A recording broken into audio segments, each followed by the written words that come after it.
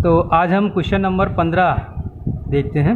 Question number 15 में लिखा हुआ है कि a is equal to 1, 2, 3 and 4। कितने सदस्य हैं उसके? 4। और r जो हमारे पास रिलेशन है, फंक्शन है, वो इस प्रकार से परिभाषित है कि 1, 2, 2, 2, 1, 1, 4, 4, 1, 2, 1, 3, 3, 3, 3, 2। अब यहाँ पर मैंने देखा कि इसको मैंने क्रम से लगाया तो 1, 1, 2, 2, 3, 3, 4, 4, 5, 2, 1, 3 और 3, 2। यह a पर का संबंध है।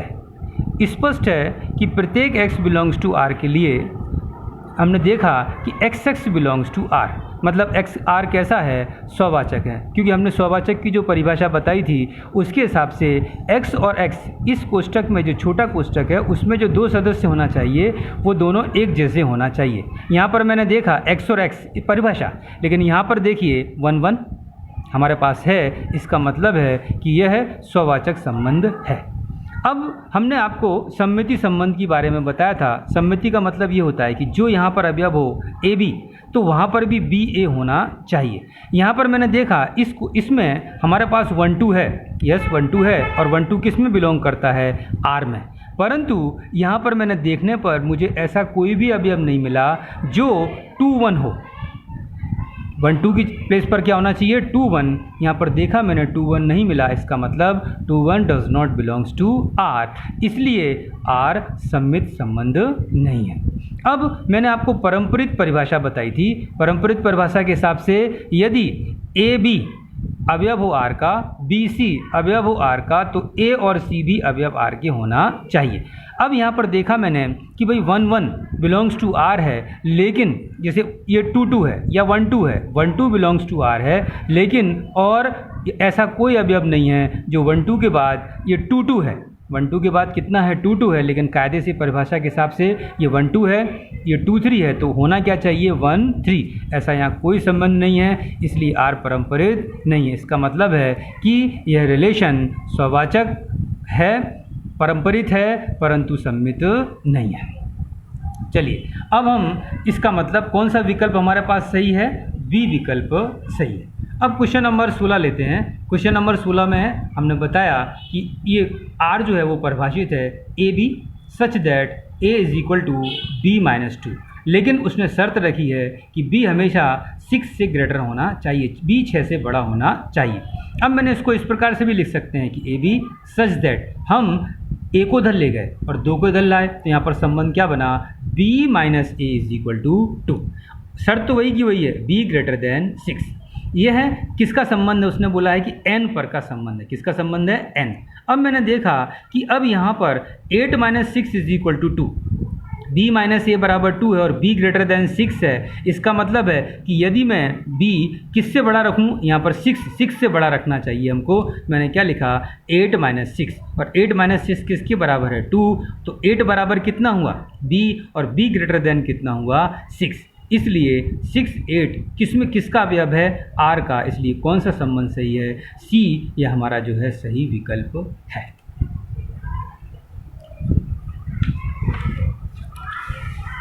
अब जो है हमने इस प्रकार से 1.1 हमने पूरा किया। अब 1.2 के बारे में हम अभ्यास करते हैं। 1.2 मतलब एक एक और व्याप्त फलन। हमने क्वेश्चन नंबर 2 के बारे में सोचते हैं कि यहाँ पर f(x) is equal to X square, f such that n to n, मतलब f किस पर परिभाषित है? n टू n पर कैसा संबंध होना चाहिए? एक एक और व्याप्त की हमको जांच करना है। अब एक एक फलन की यदि हम जांच करते हैं तो मैंने आपको पहले ही बताया था हमारे पास शर्त है कि यदि x1 x2 belongs to n हो, यदि x1 x2 बिलोंग्स टू कितना हो? n हो, तो fx1 is not equal to fx2 या fx1 is equal to fx2 होना चाहिए। मैंने यहाँ पर देखा कि x1 is not equal to x2, इसका मतलब है कि x1 स्क्वायर, क्योंकि fs किसके बराबर है? x स्क्वायर के। यदि मैं fx1 लेता हूँ तो fx1 किसके बराबर जाएगा? x1 square. यहाँ पर कितना हुआ? x2 square. इसका मतलब x1 स्क्वायर किसके बराबर है? fx1। x2 स्क्वायर किसके बराबर है? fx2। तो fx1 is not equal to x2। इसका मतलब हमने यहाँ पर जो सिद्ध किया या हमने यहाँ पर जो गणतरी की वो इस प्रकार से है कि यदि x1 is not equal to x2 है तो fx1 is not equal to fx2। इस प्रकार r के सापेक्ष प्रदेश n के अलग अलग शब्दों के प्रतिबिंब कैसे हैं, अलग अलग हैं, इसलिए f एक एक फलन है। अब हम व्याप्त फलन की जांच करते हैं। अब हमने देखा कि जो f का विस्तार है वो हमारे पास इसको क्या बोलते हैं, RF, बराबर। अब ये जो f का विस्तार है वो यहाँ पर प्रदेश और सह प्रदेश विस्तार है, तो ये किसके बराबर है, n। तो यहाँ पर कितना हुआ, f ऑफ n। अब n के अभी अब कौन कौन से हो सकते हैं, f of 1, f of 2, f of 3 dash dash dash. अब देखा मैं यहाँ पर कि f ऑफ 1 fs किसके बराबर है, एक्स स्क्वायर के। x की जगह पर 1 रखा तो 1 स्क्वायर इज इक्वल टू 1, तो 1 हो गया। f2 यहाँ पर s के प्लेस पर 2 रखा तो 2 स्क्वायर इज इक्वल टू कितना हुआ, 4। 3 रखा तो x की जगह पर तो कितना मिला, 9 डैश डैश डैश। लेकिन यहाँ पर देखा कि ये है कि 1 है, 4 है, 9 है, लेकिन हमारे पास किस पर परिभाषित होना चाहिए, n पर। और n में कितने अवयव होते हैं, 1 2 3 4 से लेके और अनंत तक। लेकिन यहाँ पर ना 2 है, ना 3 है, ना यहाँ पर 5 है, ना 6 है। जब इतने में ही 3 अवयव गायब हो गए, इसका मतलब है कि यह n के बराबर नहीं है। इसका मतलब यह equal to not equal to सह प्रदेश n, इसलिए f कैसा फलन नहीं है, व्याप्त फलन नहीं। अब हम दूसरे प्रकार से भी, यदि इसकी हम एक प्रकार से इसको चेक कर सकते हैं, वो दूसरी मेथड में बताता हूँ कि यहाँ पर जैसे देखा कि माना कि सह प्रदेश n के सदस्य y का प्रदेश n में पूर्ण प्रतिबिंब कितना है, x। यहाँ पर प्रदेश और सह प्रदेश दोनों क्या हैं, n है। तो मैंने देखा किसके, सह प्रदेश, तो सह प्रदेश में मैंने n का सदस्य क्या ले लिया, y।